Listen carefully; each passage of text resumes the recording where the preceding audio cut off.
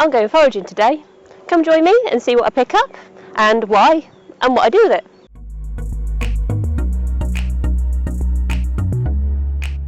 Hello and welcome back to the Natural YouTube channel. I'm Marianne and I'm passionate about helping you to heal your horse, mind, body and soul, naturally.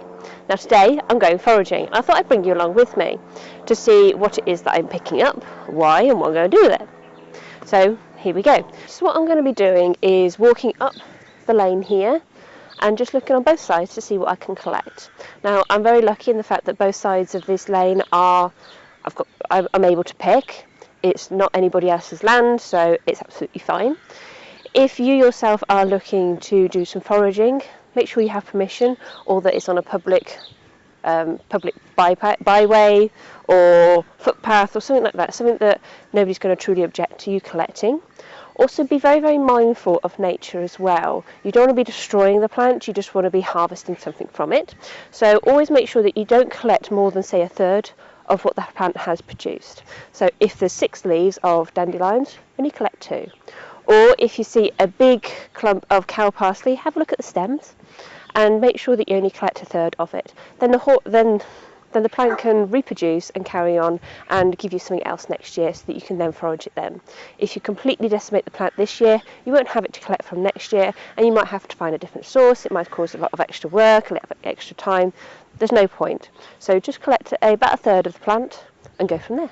Now initially I am thinking about what I can dry with my dehydrator and also what is more immediate for my horse's health and benefit. So I'll be looking for cow parsley, which I'll show you what it is in a minute. I also have a YouTube video about it. I'll be doing an update on that as well. So I'll pop the link in the description box below. I'm also looking for dandelion leaves for drying purposes, as well as cleavers. I won't be touching the nettles today, just because I've got a lot of other things to pick up, but I'll be looking at those another day, and hopefully I'll bring you along with that as well. Okay, so this first patch that we've come to just by the gate, you can see this fair amount of dandelions, just here.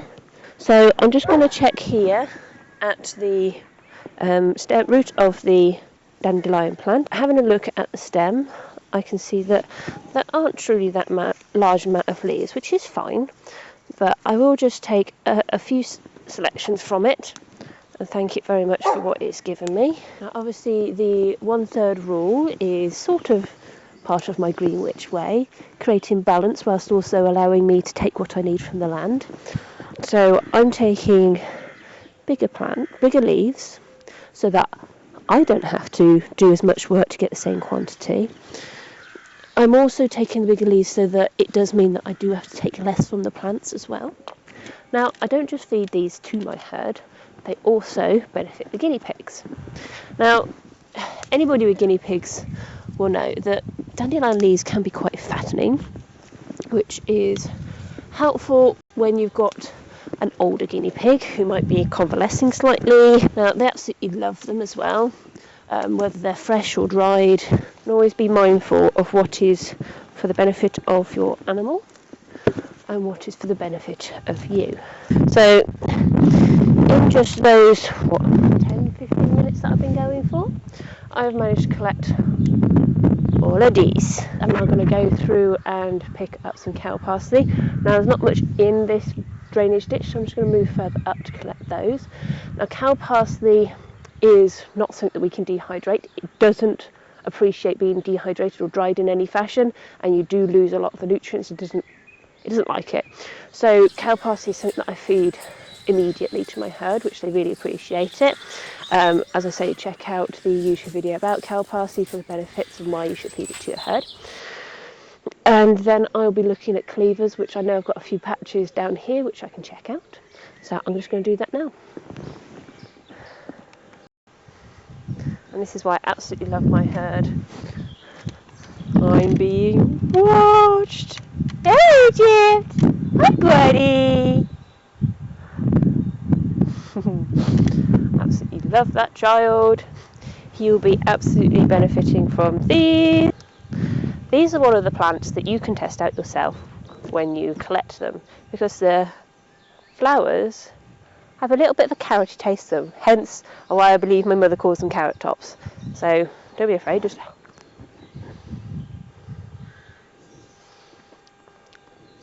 And when they slip down the back of your throat, you get a carrot flavour. It's really, really interesting. And will benefit you as well as your horse.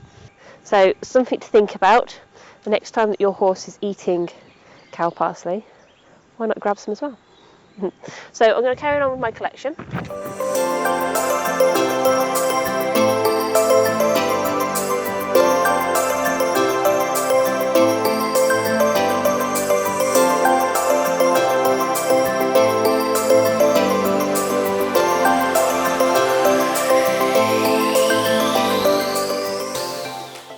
Does anybody else just look at their horse and just go, I love you so much? I'm back with my dehydrator, dehydration fun. So I've got my 5 pans and I'm going to be using all of them. So I have been rained off, which means that I haven't been able to collect any cleavers, but then again I've got a lot to put in my pan here or in my dehydrator, so maybe that is a good thing.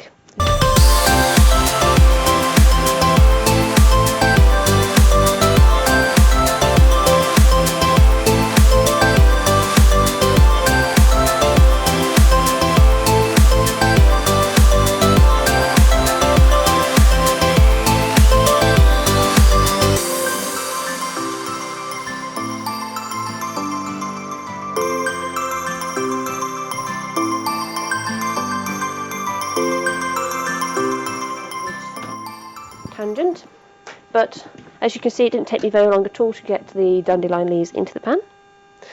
So all I'm going to do is set this up, set it ready to go.